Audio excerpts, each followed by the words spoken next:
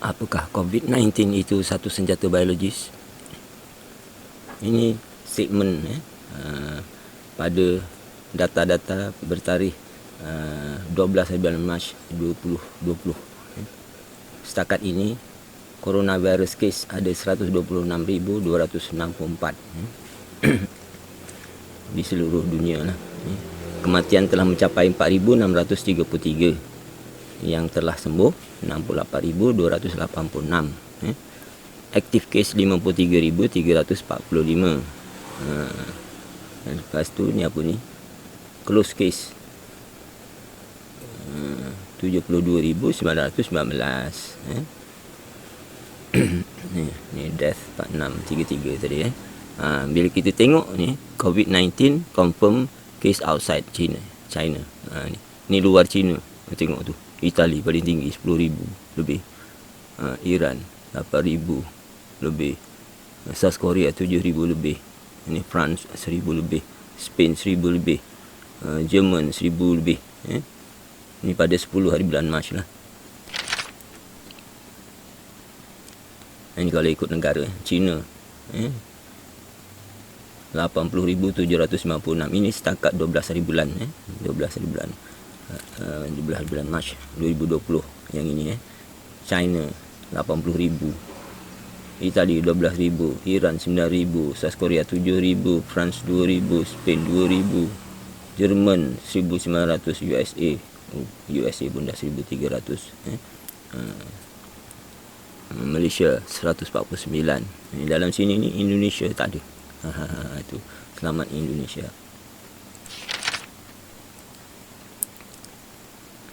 Bila kita berhadapan dengan COVID-19 ni, wabak COVID-19 ni, kita dengarkan apa reaksi ulama. Di sini saya ambil daripada Ustaz Zulkifli Mat Ali. Ada banyak dia berkisah tentang COVID-19 ni. Jadi kita ambil satu untuk tatapan kita.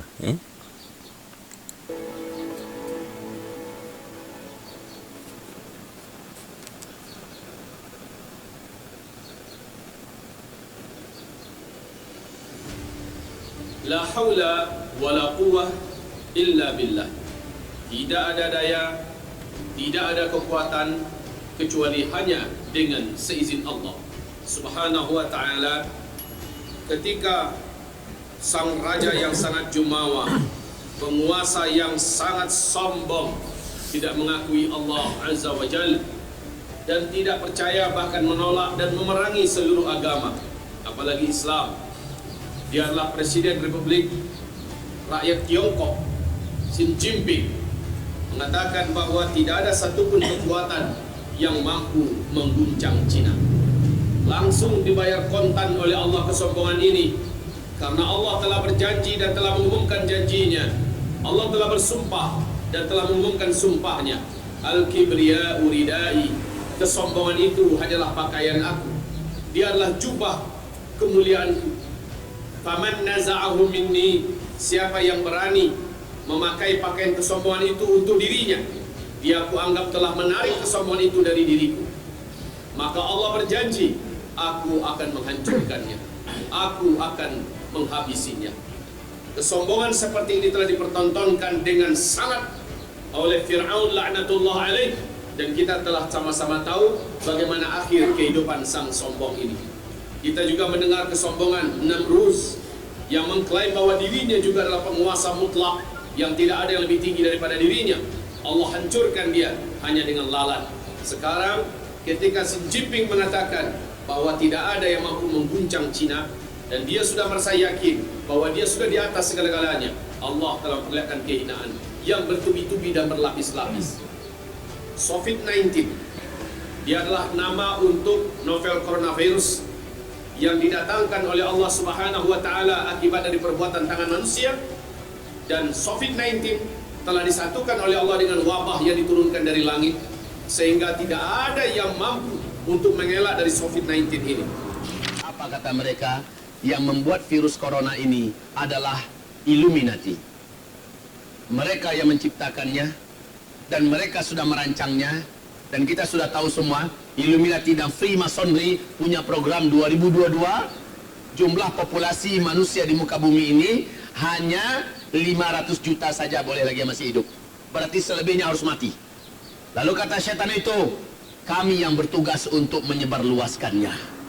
Teringat oleh saya hadis Nabi, la adwa, tidak ada satupun penyakit menular yang menular dengan sendirinya. Ternyata penyakit menular itu penularannya adalah bantuan jin dan setan. Itu komentar Ustadz Zulkifli Ma'ali. Sekarang apa pula komentar daripada pakar senjata? Betulkah ada senjata biologis pada negara-negara, katakanlah kita bicara sekarang Tiongkok, yang memang disiapkan untuk menyerang sewaktu-waktu ketika perang? Jadi untuk senjata itu ada 3. Ada nuklir, chemical, kimia, sama biologi. Nuklir, kimia, biologis. Ya.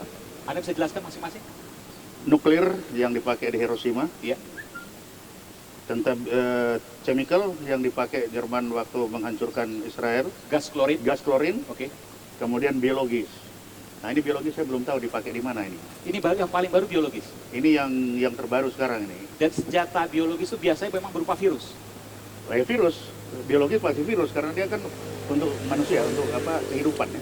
Saya akan kerucutkan Untuk lagi. virus, ya. Senjata biologis itu digunakan untuk menyerang, katakanlah ketika ada perang frontal, tentara-tentara lawan disebarkan virus-virus itu bagaimana bayangannya? Sama aja semuanya itu untuk tentara-tentara yang berperang. Apakah nuklir, apakah biologi, apakah chemical, semua untuk manusia-manusia yang tentara-tentara yang ikut perang saat itu.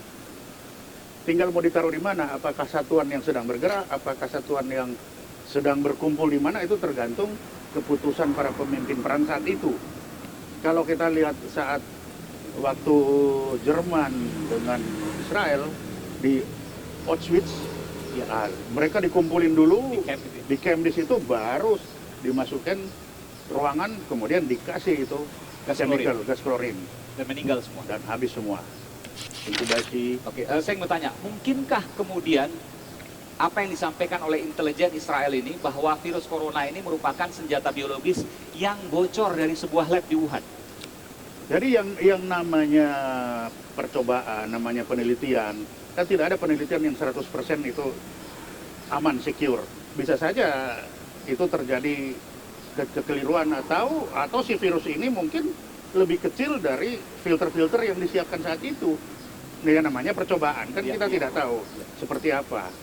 Jadi lepas. Ya, jadi dia lepas saja dari filter-filternya ini. Mungkin filternya 1 mikron, dia setengah mikron yang lepas. Mungkin anaknya atau apanya yang lepas, kemudian dia berinkubasi atau dia beranak di alam yang lain. Kan kita tidak tahu, namanya baru percobaan. Tapi tidak akan pernah bisa dibuktikan ketika ini memang bagian dari lab yang bocor. Oh ya, tidak bisa. Itu tidak akan pernah dibuktikan. Kita lihat aja hasilnya, tapi mau dibuktikan bahwa ini bocor dari lab A, B, C, D, itu tidak bisa. Sejauh mana kebenaran apa yang disampaikan oleh intelijen Israel terkait ini? Kita lihat aja hasilnya. Kan bisa dilihat dari hasilnya. Bagaimana dalam waktu singkat, 1 kota ditutup, Wuhan. Ditutup, habis. Diisolasi dari sekeliling. Artinya apa? Ada kekhawatiran yang di dalam kota ini, apabila kota ini tidak ditutup, dia akan menyebar dengan secepatnya dan akan menjadi ancaman terhadap dunia.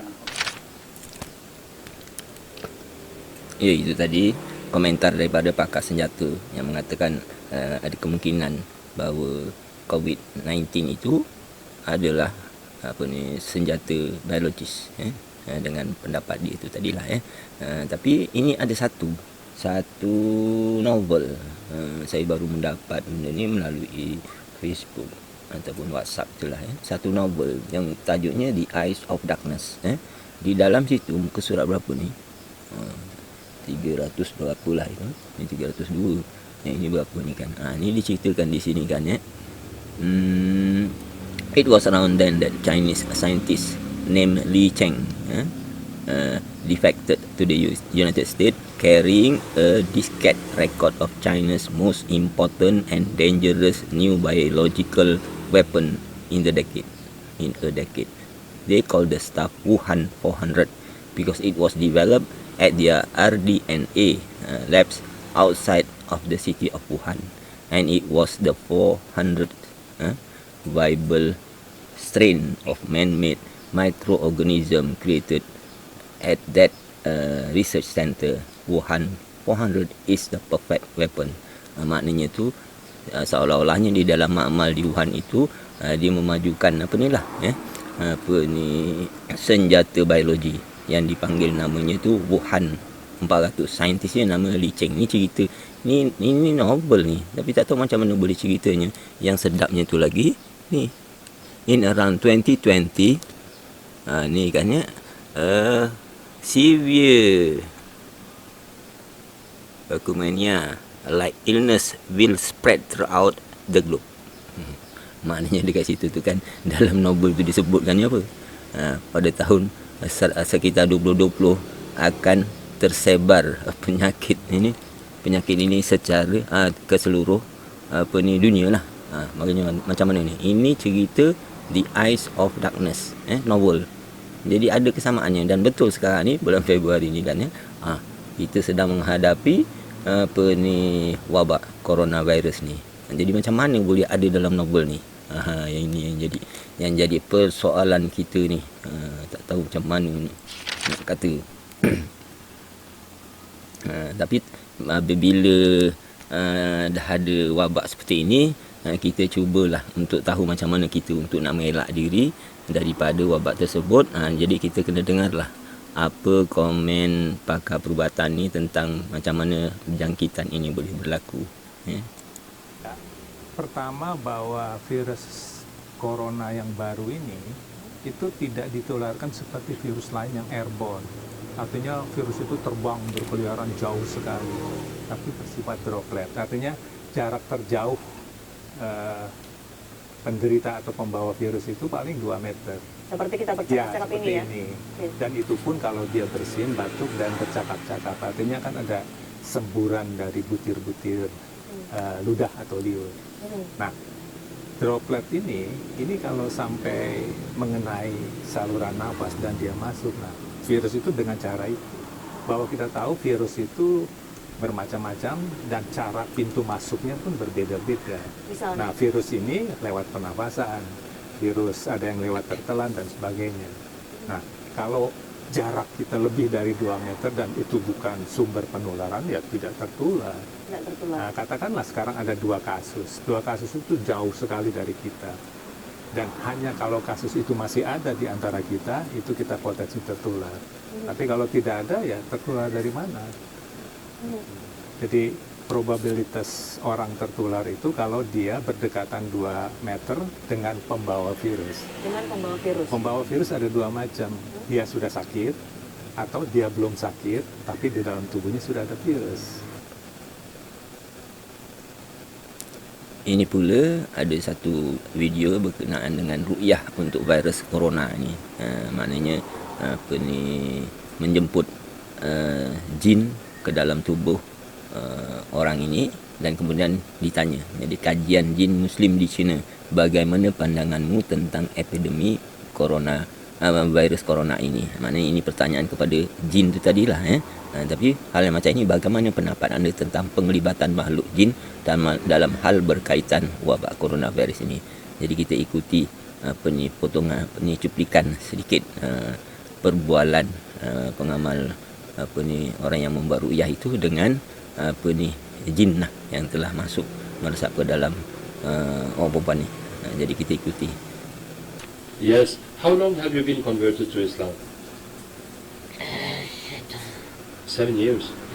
Without catchings? Okay. So, you Muslim jinns in China, how did you see this epidemic of coronavirus?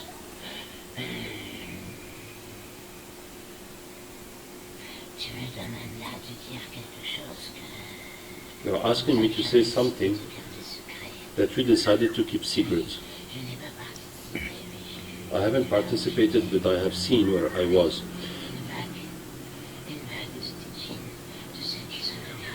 One wave of the jinns that have came to me have attacked. They found that poison that was buried, and they participated in spreading it. But why did they do that? I did not appreciate it. I haven't participated. But they found a means because to take revenge. Because the Chinese are harming, oppressing the Muslims too much in China. Yes, because of that. I didn't agree. Okay. You have to ask Allah to forgive them. They did not have a good intention. They just did it through anger.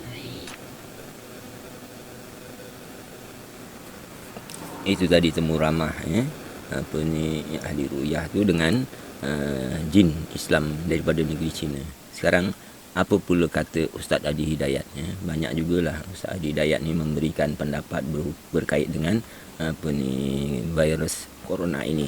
Jadi kita dengarkan apa panduan yang beliau akan sampaikan kepada kita berdasarkan kepada panduan dari Al-Quran.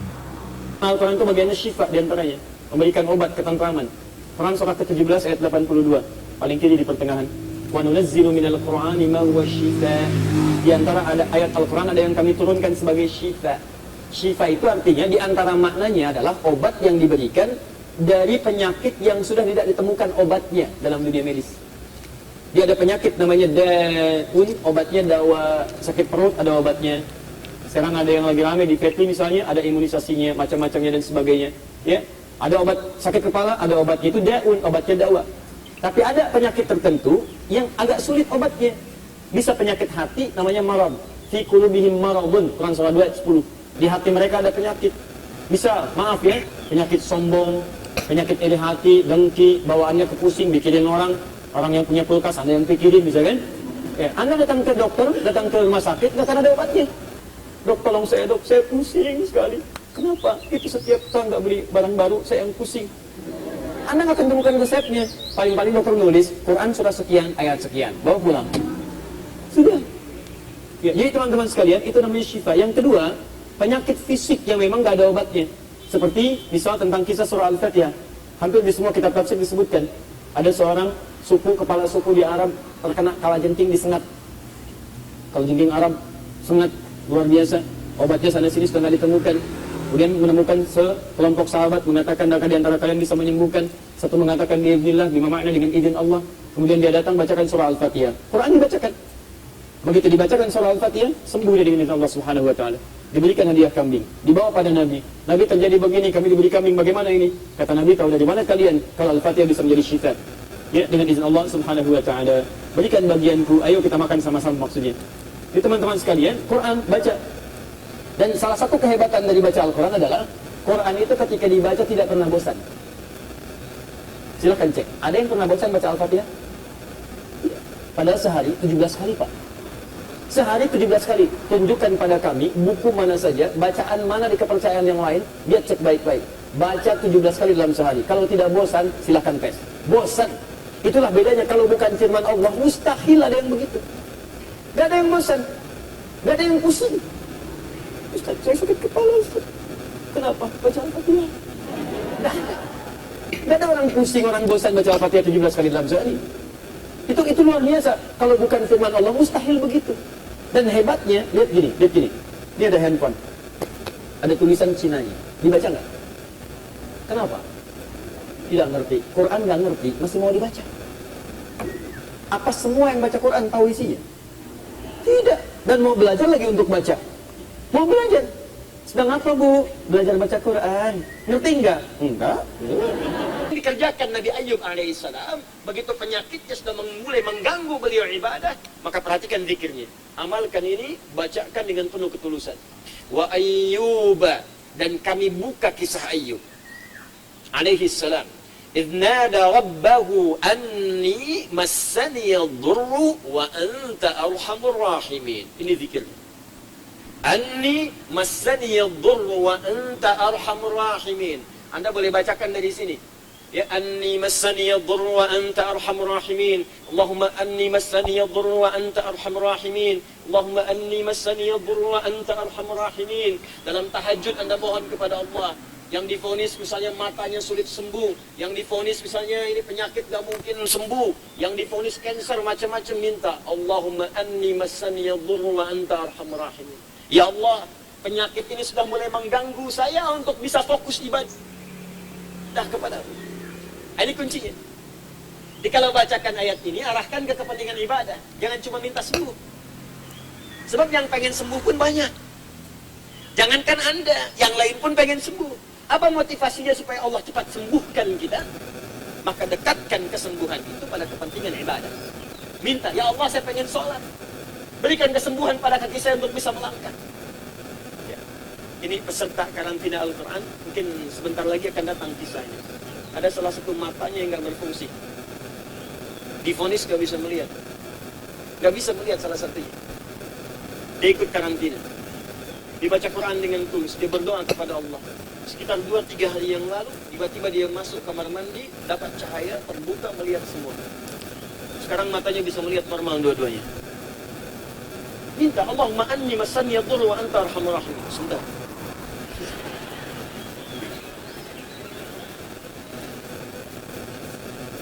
Ya Allah, ini penyakit sudah mulai mengganggu saya untuk ibadah. Saya pengen ke masjid, ya Allah. Saya pengen Jumatan.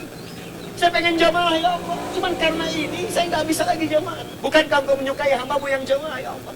Bukankah Engkau menyukai hambamu yang sholat bersama, ya Allah? Bukankah Engkau menyukai zikir, ya Allah, yang Kau dengar setiap waktu, ya Allah? Wa anta arhamur rahim, sedangkan Kau yang paling sayang padaku. Kalau yang paling sayang saja tidak Engkau sembuhkan, lantas kepada siapa lagi aku mohon dan meminta? Kalau kepada yang paling sayang saja tidak menyembuhkan, kepada siapa lagi aku mesti meminta? Anda tahu apa jawabannya?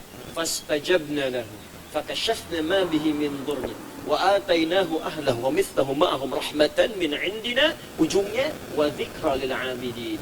Kata Allah, kalau ada orang yang mengamalkan zikir ini seperti Ayub mengerjakannya, aku akan sembuhkan penyakitnya, hilangkan semua kesulitannya, bahkan aku kembalikan aset-aset yang dirasakan hilang.